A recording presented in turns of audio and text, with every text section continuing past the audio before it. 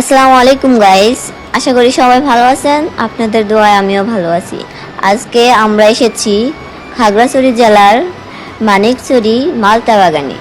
বাগানের মালিকের অনুমতি নিয়ে আমরা বাগানে ঢুকলাম। দেখতেই পাচ্ছেন এখানে হরেক রকম ফলের টব রয়েছে। আমরা ঘুরে ঘুরে ফলের টবগুলো দেখতেছিলাম।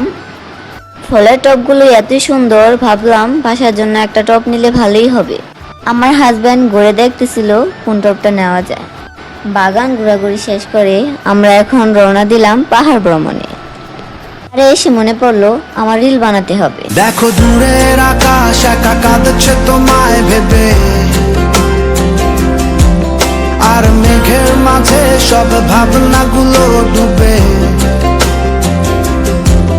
কেন তোমার চোখে। পাহাড় থেকে বের হয়ে আমরা এখন রওনা দিলাম চা বাগান দেখার উদ্দেশ্যে।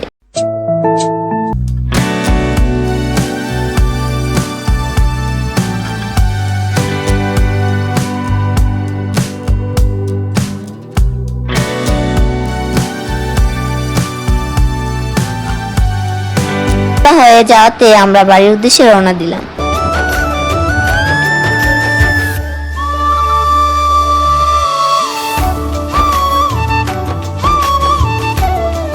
দুজনে মিলে ছোট একটা চায়ের বিরতি নিলাম।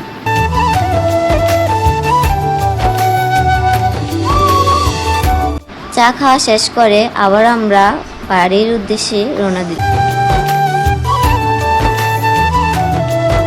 ফাইনালি সই সালামতে বাসায় চলে আসলাম।